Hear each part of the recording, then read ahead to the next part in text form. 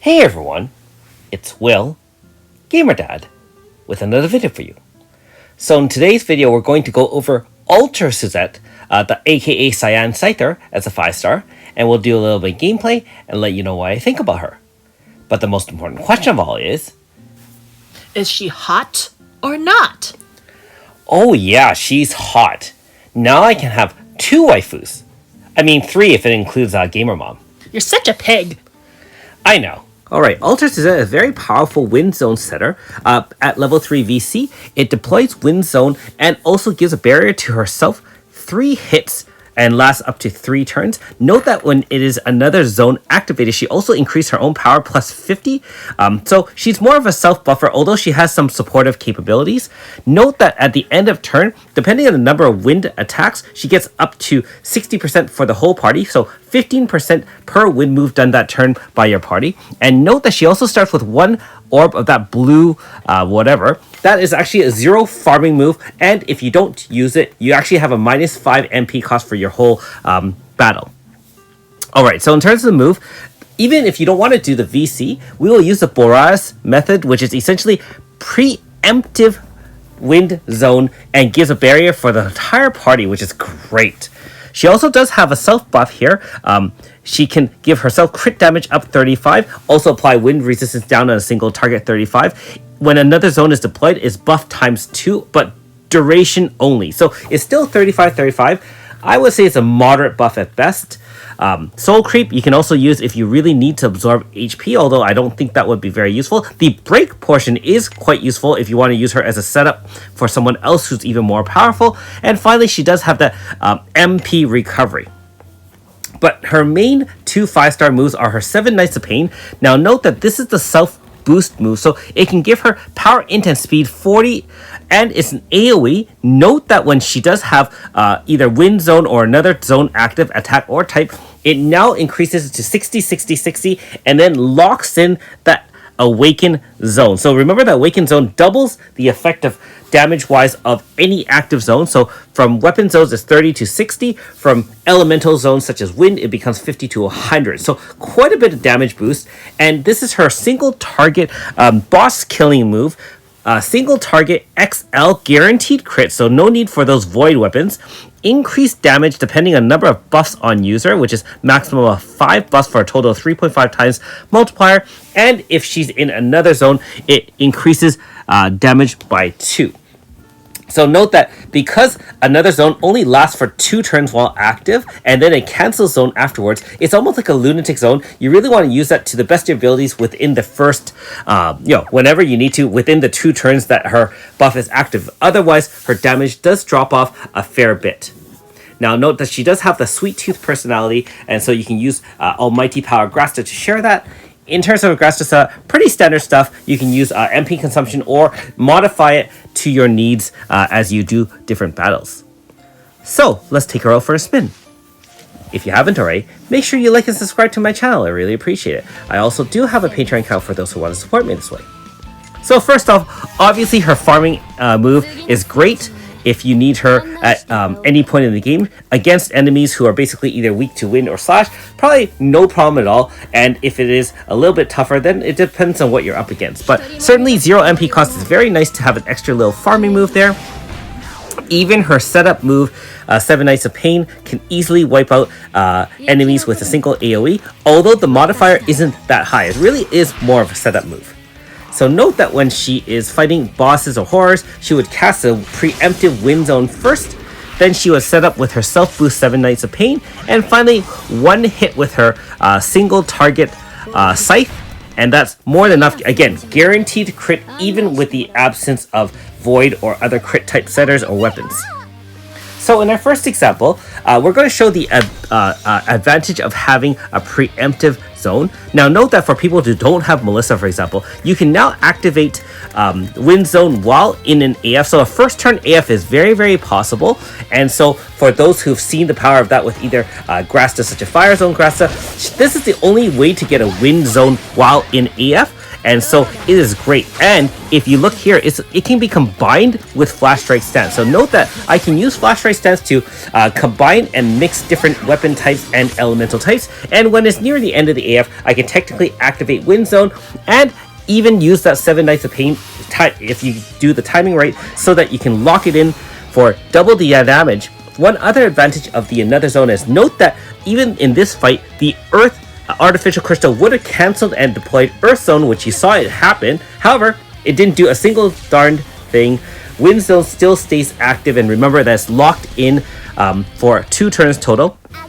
One downside is that these zones can still be broken, aka if you're up against the twins, for example, it will break your zone, and so be aware of that. But you know, she has that preemptive move to guarantee the wind zone to be reset, and so she can still help you set up the rest of your wind DPS. There's a lot of powerful wind DPS out there. Obviously, we have things like Nakoko as a nice offensive support. We have the true manifested Suzette here. Melissa was just there for kicks, just to kind of show you some of the different mechanics, and I'll demonstrate a little bit more fun with Melissa in our next example. And Miyufa is really there. I was going to VC her in for extra crit damage, but we just ended the fight a little bit too early. Renri is our grassy carry, and note that Renri also has the Sweet Tooth personality for that sharing of almighty power. So a very viable option to share since she's also an axed carrier.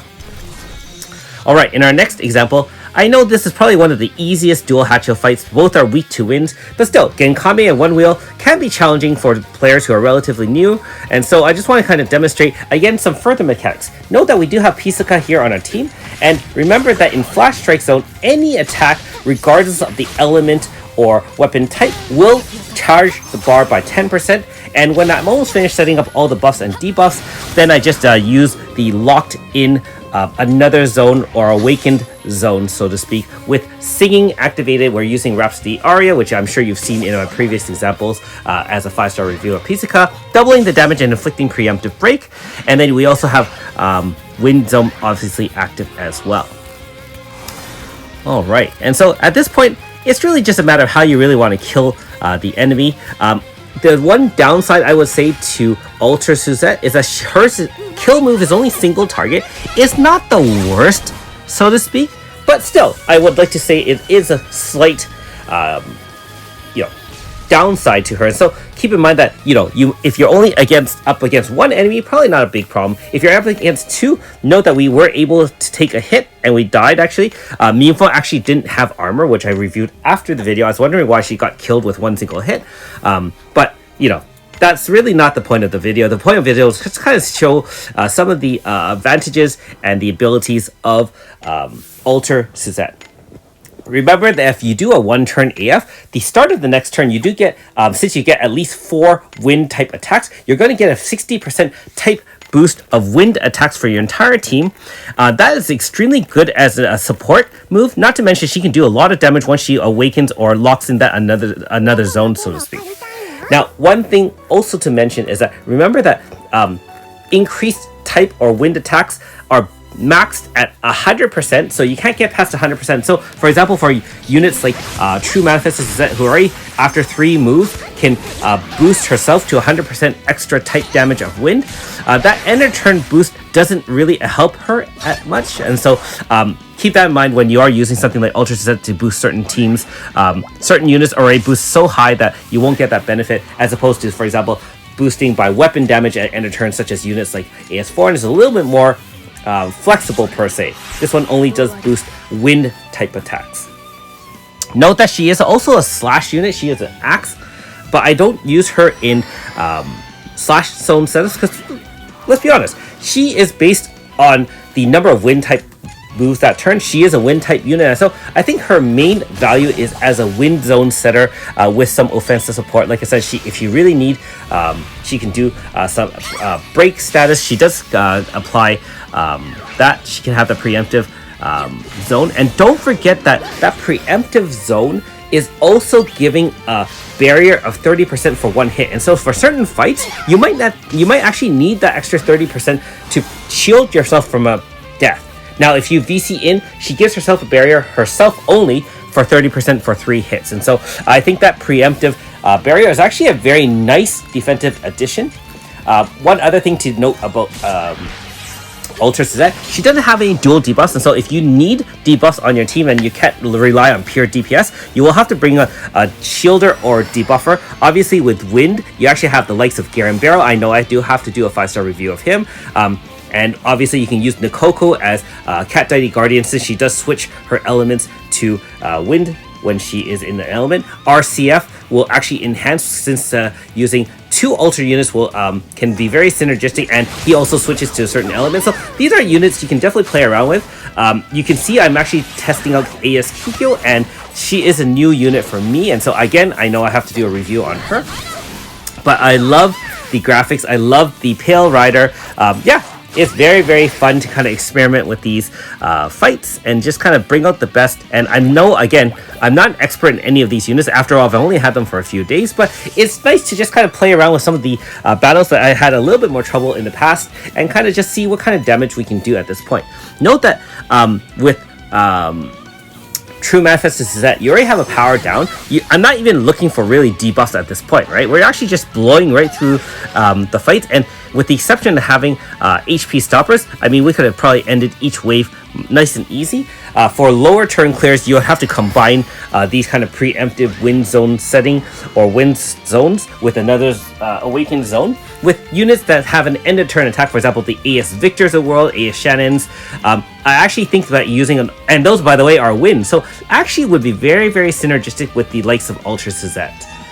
So, I mean, you can let me know in the comments below if you do have all those units upgraded or, whatever, and see how you find using those in combination as opposed to myself, who hasn't bothered to upgrade both of those just because I haven't had a need to yet. It's not that I couldn't use them, it's just that I usually only side grade when I want the unit specifically for a certain mechanic, or if I really need certain mechanics or units to beat content in the game. And thankfully, I'm caught up in most of the content, so Ultra Suzette really is a luxury upgrade for me, but I did really want the fact that I could have that preemptive wind. Now, if you're wondering what's happening here against EX4 Cascading Quakes, I actually left the overdrive on AS Kikyo to 5 before I activated, so I didn't have it activated earlier in the fight, and so just in case it really matters. Note that one of the other downsides of any Ultra unit, including Suzette, is that her awakened zone only lasts for 2 turns, and at the end of the awakened portion, the zone actually dissipates or goes away. Now, that's not really a problem because the very next turn, at the very beginning, if you have enough for a half bar, you can start with a bar and just use that Boreas method right off the bat. Or if you're outside AF, just press it. It is preemptive, and unless your unit's much slower than other preemptive type moves, she's going to act first, have that preemptive zone, and then you're just going to have it reestablished again.